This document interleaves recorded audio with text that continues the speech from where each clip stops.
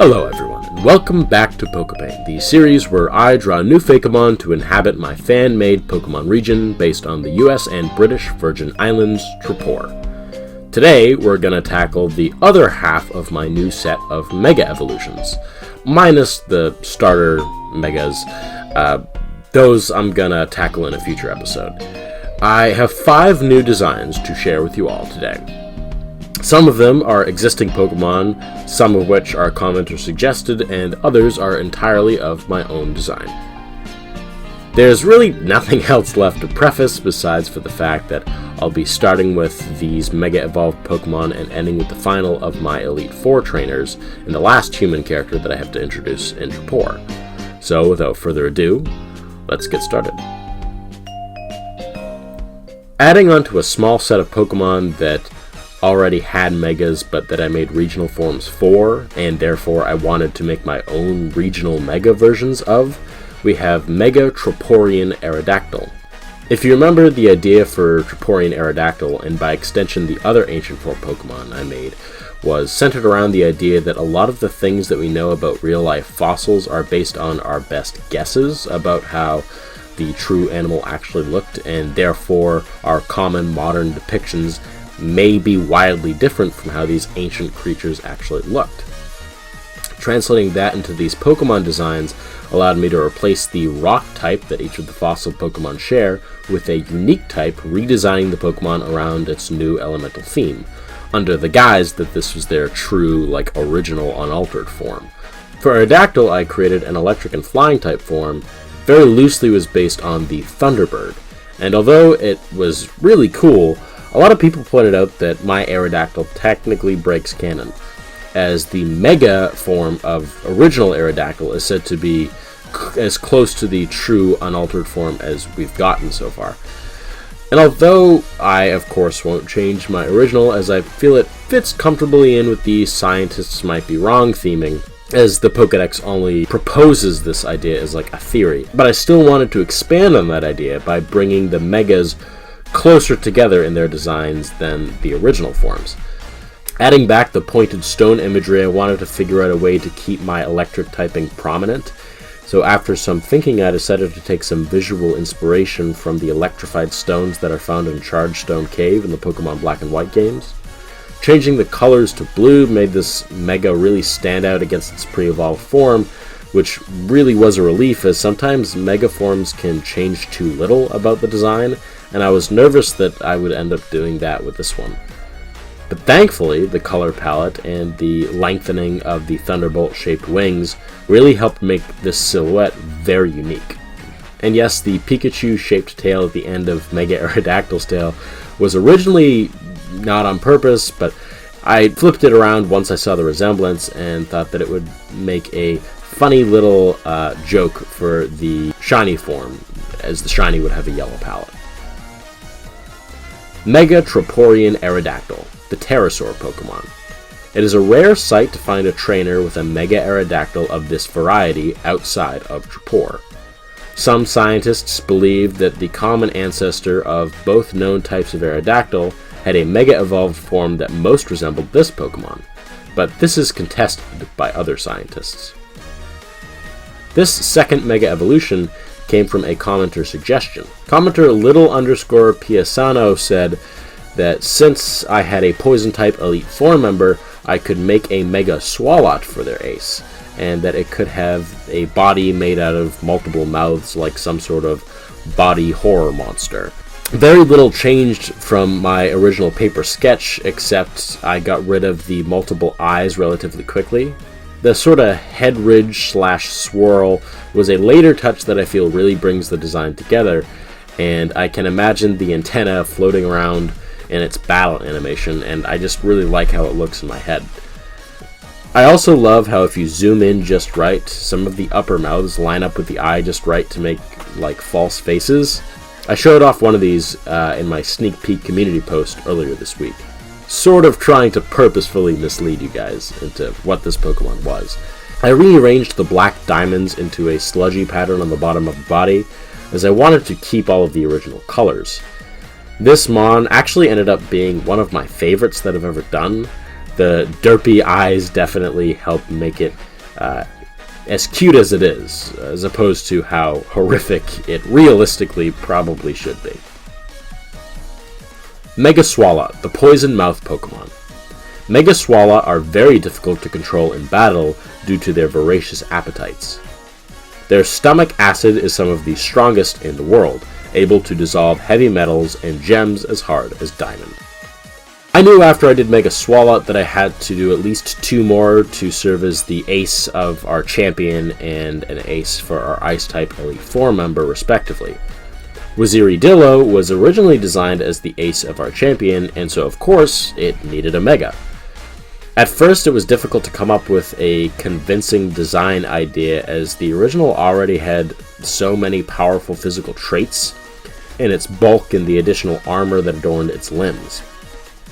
I briefly considered changing the base form a 3rd time to give more room for this Mega, but realized very quickly how much I love my most recent iteration of Waziri-Dillo, and that its over-exaggerated top heaviness translated what this Pokemon was all about beautifully. I remembered that one of the influences, particularly in its name, was the game chess, and therefore I decided to play up the chess imagery. I used the crown of ramparts and the ball that's commonly associated with a queen's piece to decorate the peak of the arch of Waziri-Dillo's back, and added a few more adornments to the shoulder pauldrons that complemented its new shape. Yeah, technically the queen imagery doesn't really fit in, as Waziri-Dillo's name comes from the original word for the king's piece. However, strongest Pokemon in Trapor, strongest chess piece, it fits. It also called back to when I used the same idea to create an adornment for Waziri-Dillo's tail in its original depiction before I changed it, which was one of the parts of my original design that I actually really missed, so I'm glad it's back in this form. Another unintended but very funny thing to me is the way that Waziri-Dillo is hunched over. It looks like it's playing a console video game, and it looks like it has a controller between its clawed hands. I just think it's a really funny image. It wasn't on purpose, but it makes me laugh a little bit. Get the fuck out of my room and play Minecraft! Mega Waziri-Dillo, the Bastillion Pokemon. Mega Waziri-Dillo's mortal enemy is the equally rare and powerful Mega Borealisk.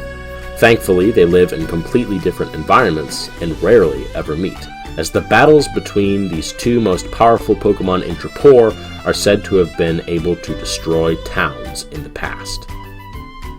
Since I've made a Mega Waziri-Dillo and now have a Mega for all of my Pokemon League members, except for one, I feel like it's time to make an Ice-type Mega Pokemon. Frostlast came to mind almost immediately. I'm not quite sure why. I think it's because Frostlast's demeanor matches the cold personality of the Ice-type trainer that I will introduce later on in this video. And it also is probably because Glacial has a Mega already, and I wanted to even out the evolutionary chart. Base form Frostlast is based on a Yuki-onna, which is a Japanese legend that is supposed to be the spirit of a beautiful woman that lures men out into blizzards to seduce and kill them. And according to the Pokedex, Frostlast is not too dissimilar. I know, Game Freak gets a little loose with what is and is not considered appropriate kids material, but it's probably safe to say that Frostlast leans further into the elegant snow ghost side than it does the icy succubus demon side, or at least I hope so. I thought about other ghosts that are often depicted as women in popular media, and angels came to mind immediately as it had a similar visual. I then quickly realized that snow angels are a thing, and it ties back into Frostlast's ice-type idea, and boom, I had myself a concept that made quite a bit of sense. I decided to take its little wing ribbon arms and fold them over onto itself to resemble the rings of biblically accurate angels.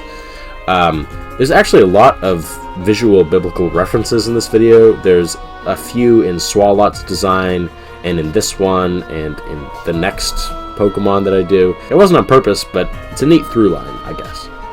For a final little change, to get closer to the angel thing, I lengthened out the red bow into a shape that could resemble wings if you squint hard enough, and I replaced its snow horns with a snowflake to create a halo of sorts.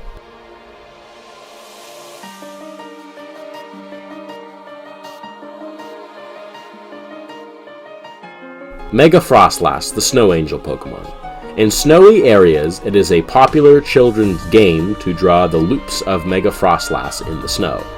It is also said in an old legend that if you meet one in a blizzard on a snowy night, it will either lead you home to safety or lead you into its den where it will eat you. Its decision depends largely on how kind you are to strangers. Wherever a Mega Frostlast appears, so too does a bitter snow squall. The last Mega of the day, you probably guessed it, is Mega Borealisk, another of my 2 pseudo-legendary Pokemon. I took a similar approach to this mon as I did with Frostlast, as another name for the blue Glacius Atlanticus, the animal that this Pokemon is based on, is the Sea Dragon or the Sea Angel.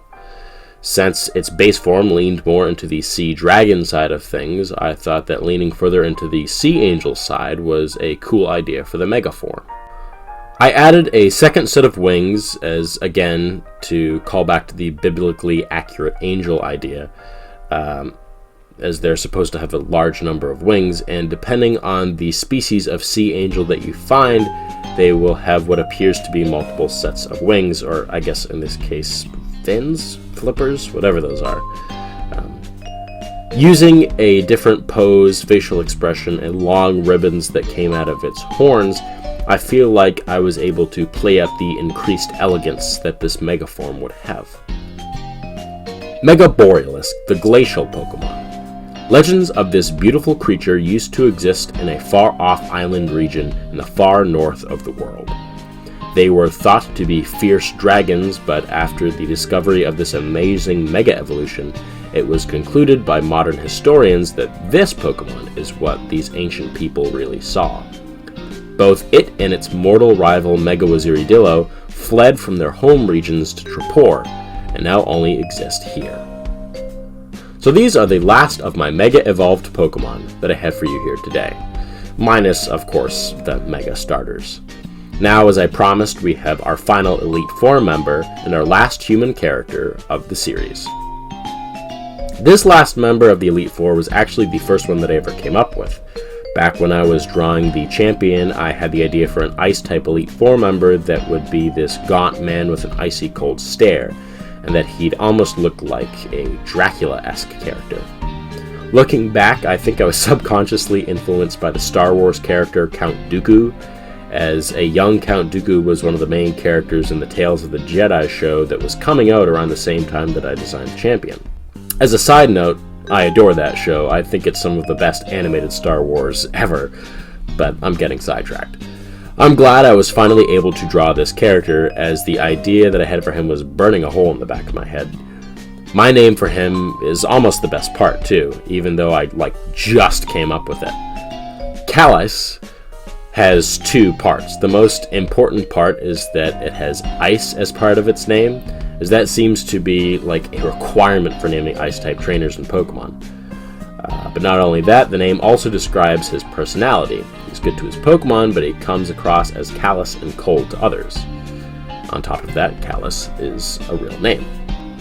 So that final design wraps up this episode of Pokepaint. I know I keep saying it, but it's because it's true. We're very close to the end of the series. And although that makes me a little sad, I'm super excited to create my final 5 Pokemon in the form of our Mega Evolved Starter Pokemon and our Legendary Duo. Those episodes will both be coming out throughout the month of March, so keep your eyes peeled for those. I know February was a slow month. I've had a lot going on recently, and although it's nice to be busy, life currently keeps me away from my computer a little more than I'm comfortable with. So my plan for this month is to get a few more Pokepaint and History of the Future entries in, and also resurrect my DIY prop series with a set of replica Paldea region badges. I was really hoping to get them out last month in February, but I hit a few roadblocks with it, and well, maybe I'll do 2 prop culture videos this month? I don't know. I don't want to overpromise though. We'll see how this month goes.